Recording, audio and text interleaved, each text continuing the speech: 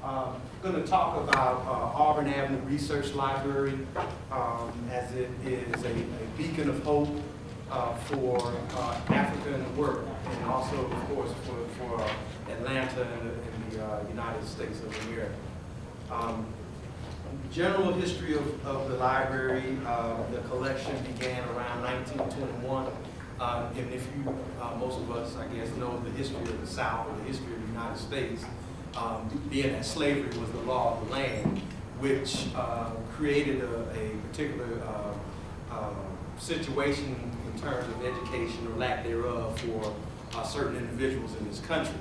And a lot of the discussion that I've heard, I've kind of just held my comments so that I could speak about it in this particular forum, and hope to address some of the questions through this presentation. But through the history of this country, you know, African Americans not able to have access to not only information but learning, writing, reading, and the consequences that came from having such a skill set in your repertoire.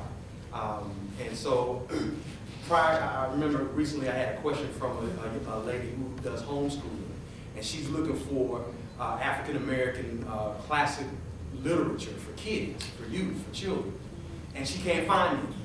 And in my mind, I'm thinking to myself, okay, well, you know, the history is that we weren't able to read.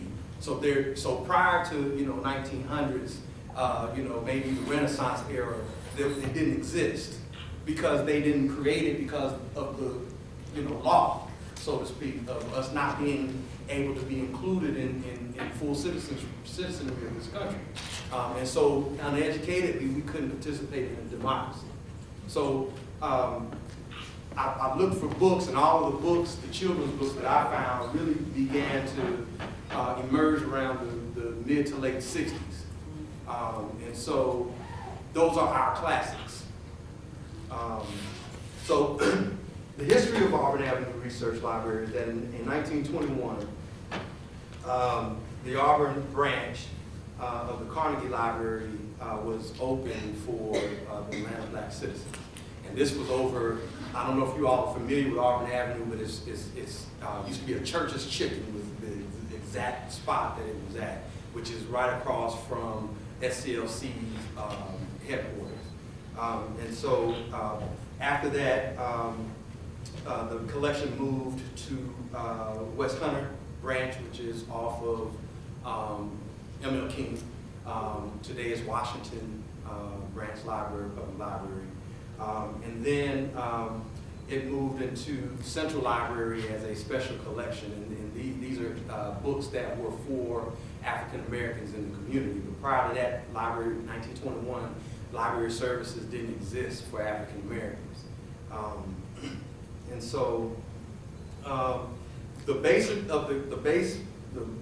meat of the collection, I would say, was in 1971, it was renamed the Reverend Samuel W. Williams collection, who was the former pastor of the historic Friendship Baptist Church, also a professor of religion and theology at Morehouse College. And so the meat of our collection was out of his donation to Auburn.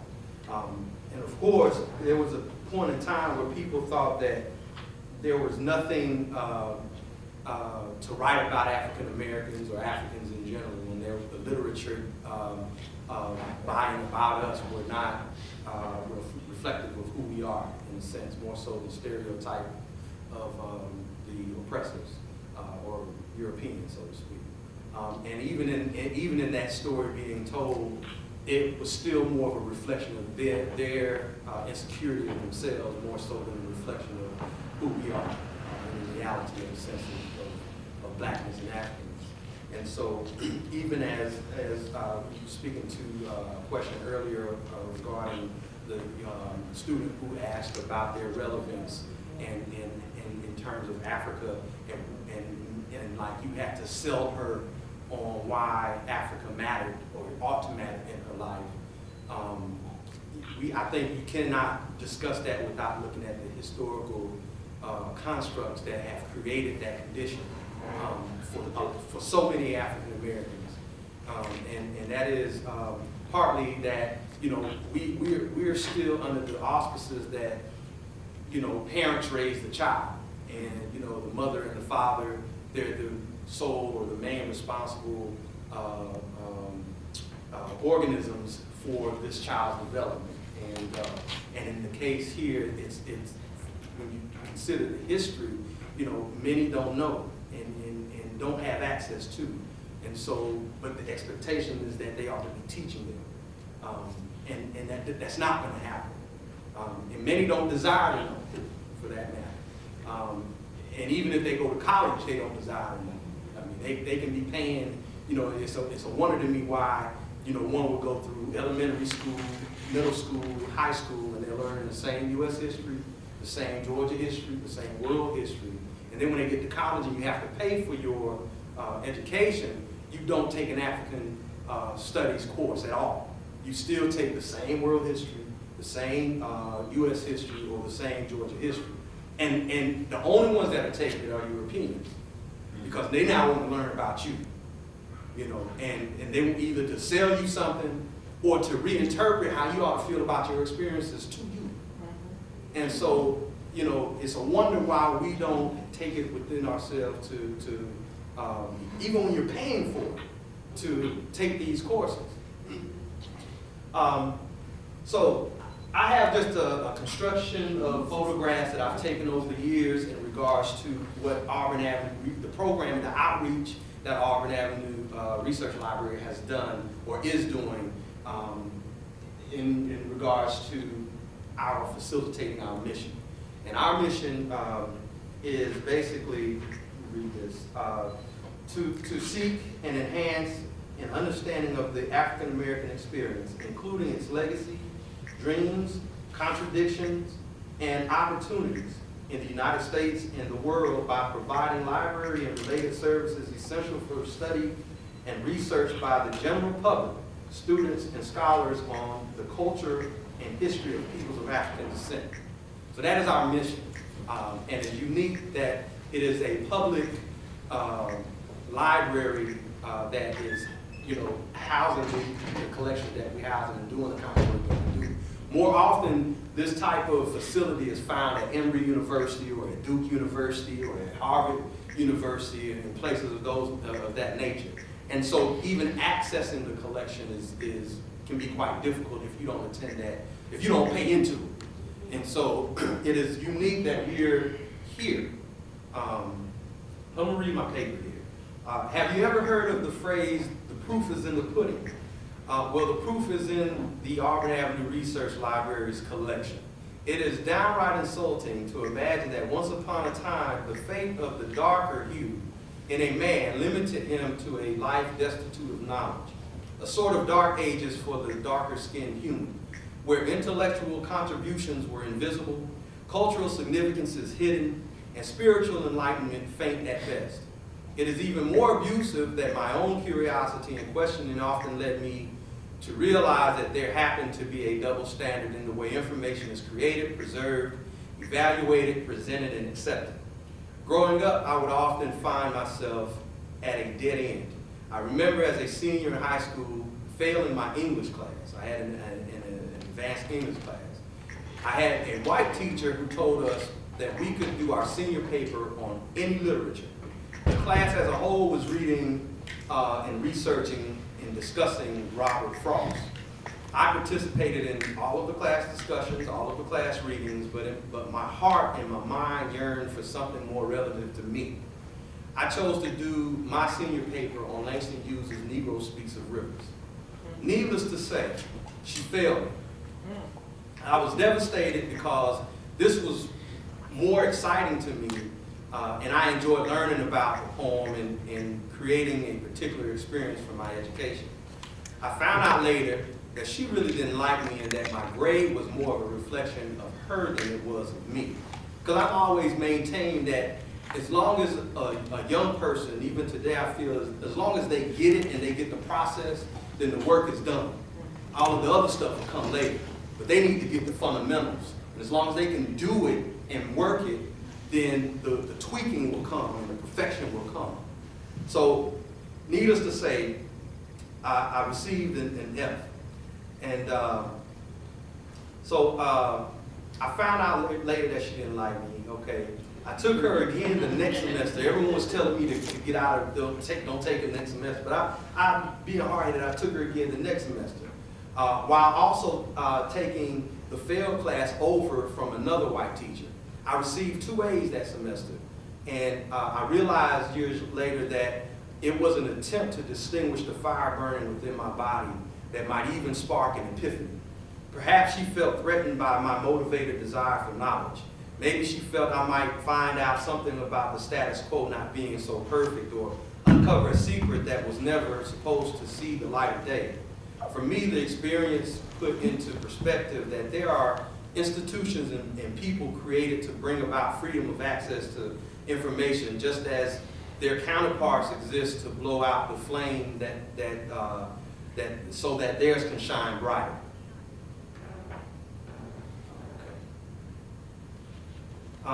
This speaks towards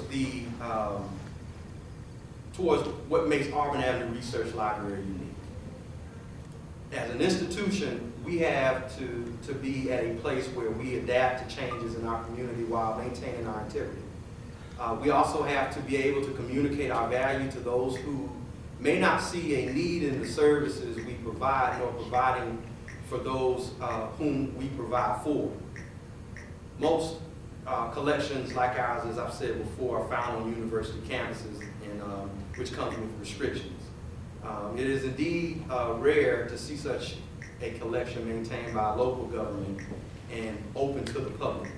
Research materials include books, journals, magazines, newspapers, electronic databases, microforms, vertical files, compact and digital video discs, and audio and video tapes. Currently, the reference and research division's holdings include well over. This is a guesstimation years. Maybe 7 years ago. So today, our collection, and actually, which I'll talk about in the future, we're undergoing a renovation process. So they're looking at our collection now and appraising it and preparing for a move. So we'll be closing February, March of next year for about 2 years while this renovation takes place.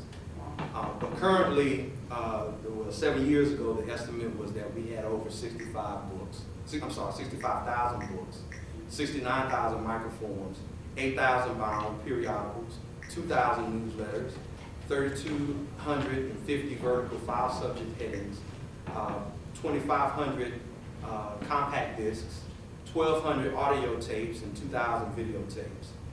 It's the libraries of the institution's uniqueness and value is not limited to the fact that it is one of a kind, the only one in the Southeast United States, nor is it limited to the fact that it is one of 2 in North America. The other one housed in the New York Public Library System. It's called Schomburg. The archives holdings include personal papers, organizational records of institutions, photographs, prints, rare books, audio and visual resources, ephemera, and subject or thematic materials. The manuscripts holdings include over 500 collections in microform and digital format.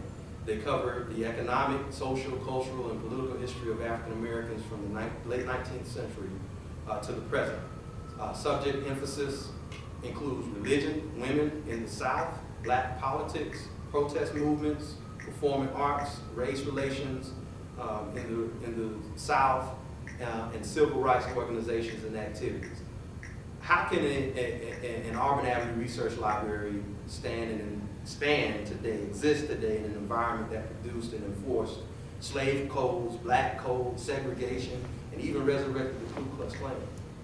The program division offers a variety of events, which is highlighted here in this presentation. Events and services that attempt to better highlight and interpret various collections, including exhibits, outreach, seminars, lectures, workshops, and book discussions and signings. We offer tours and classes for individuals, educational institutions, and other organizations seeking bibliographic instruction and improved researching skills. through programming, the Auburn Avenue Research Library comes alive by stimulating dialogue and that provokes thought, raises questions, celebrates the similarities and differences among people, and encourages scholarly research. Okay, so some of what we do in this facility is I tend to consider it to be a griot in the African tradition. And so we house the stories of a people and hold it and maintain it and preserve it so that generations in the future can have access to what it must have been like and have an interpretation based on their own experiences and not based on somebody else's interpretation who never experienced anything quite like what they experienced the world in the eyes in which they see the world. So some of the events and programs that we do, I work with youth, so a lot of the images that you're looking at are ones that I have either participated in or had some dealing with. So we do a summer learning many a times. I call it a listening party. We have individuals like Simon who come in. This particular program I call a listening party. And what happens is in the community is that you may have a program for 3rd, 4th, and 5th graders, but the 3rd, 4th, and 5th grader can't come by themselves, so they have to bring their 4-year-old brother or sister with them. And so now you have to create and make whatever you're doing relative to that individual first on the spot. And so just wanted to show that. This is a tour that we do of the library. Of course, some of the materials, I always use books. We don't use computers. And we're reading and we're looking at items in our collection, in our archives, such as shackles and as well as estate appraisals. So they'll understand and know what it is. They'll hold them, they'll feel them. I'll ask them questions regarding how they feel. Is it cold? Is it hot? Is it heavy?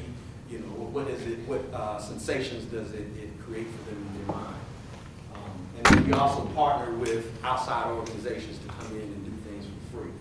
So we also go out in the community. For example, this was a reenactment they do every year about the last lynching in Georgia. And so there's people here, and then they go and then they do this play. I wouldn't say play, but it's a reenactment of what's going on. And I'm always fond to see that you have children always participating in many of these activities, because you're handing down the stories and never forgetting what has taken place. We do have book sales.